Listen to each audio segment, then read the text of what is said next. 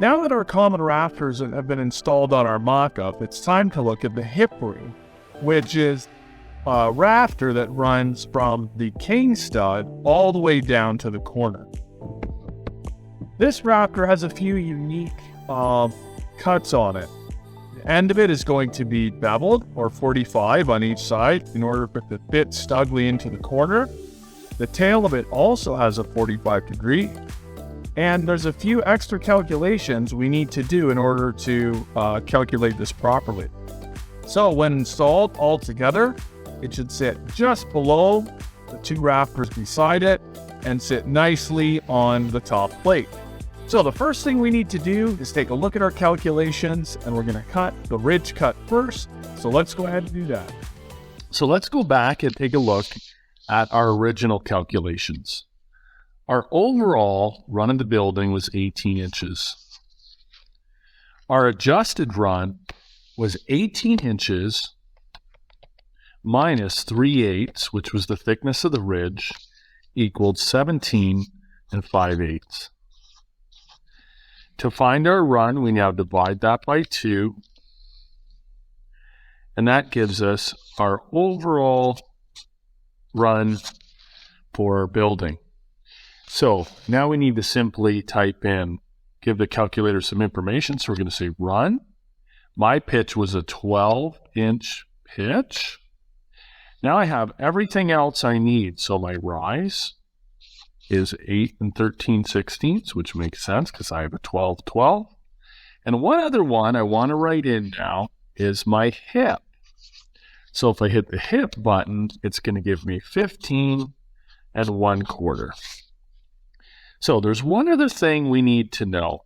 My pitch is a 12-12. For a hip, we actually do a 12-17. So the run is now 17 inches and the rise is 12. The reason for that is a hip has a much more gradual slope up to the ridge. So in order for us to type this in on a calculator, let's divide both of these by 4, because we're doing a 4-to-1 scale building.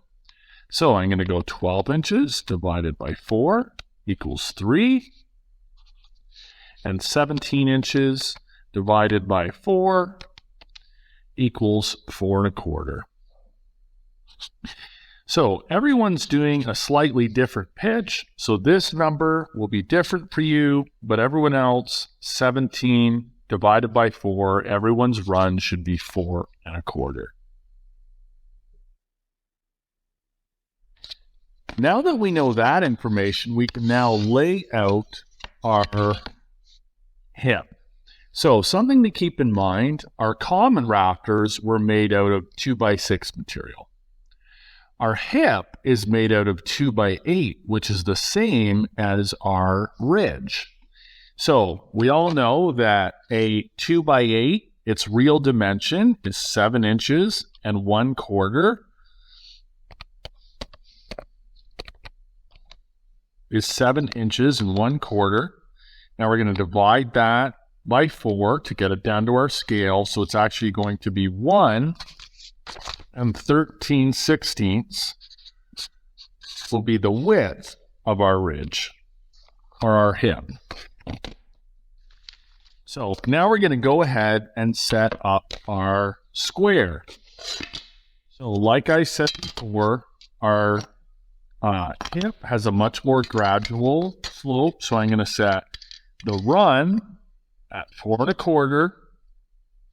And since I'm doing a 12-12 pitch, the rise on the tongue is going to be at 3.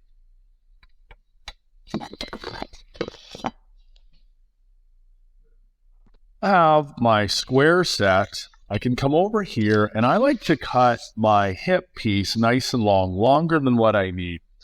So the first thing I'm going to do is I'm going to come up here, and I'm going to leave a little bit of extra, and I'm going to establish the ridge cut.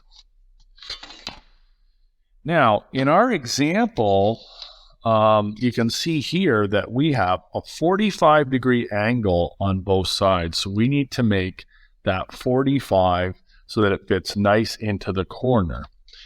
So Couple easy ways to do this. First of all, I'm going to transfer this line over to the top.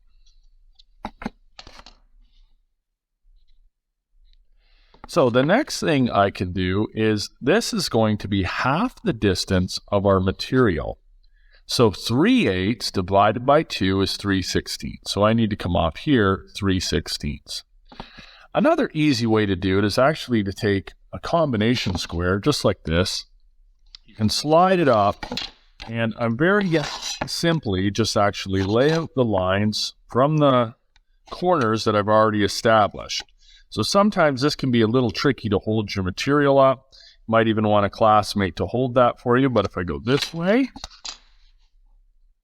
and now I'm going to flip the square around and go the other way with it, it'll actually give me a perfect center for my 45, which is right here.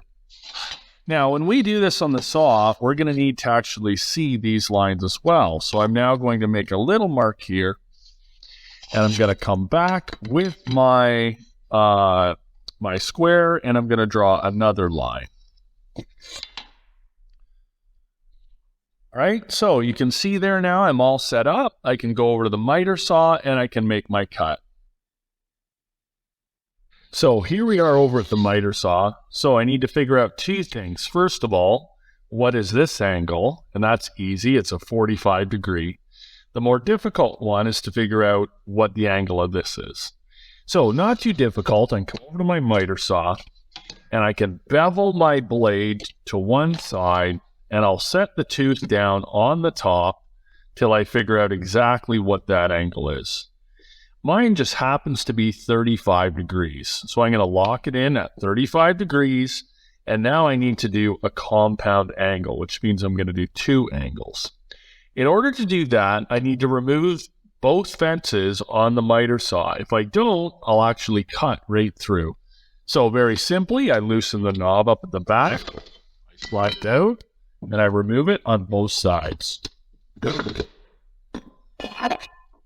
Now that I have that done, I need to actually bevel the saw to one side. So I'm going to start by cutting down this way, and then I'll actually have to move my saw to the other side and do it. So I loosen up the knob at the back, I bevel over to 45 degrees, and I tighten it in. One thing to keep in mind, the saw might actually catch up in the corner.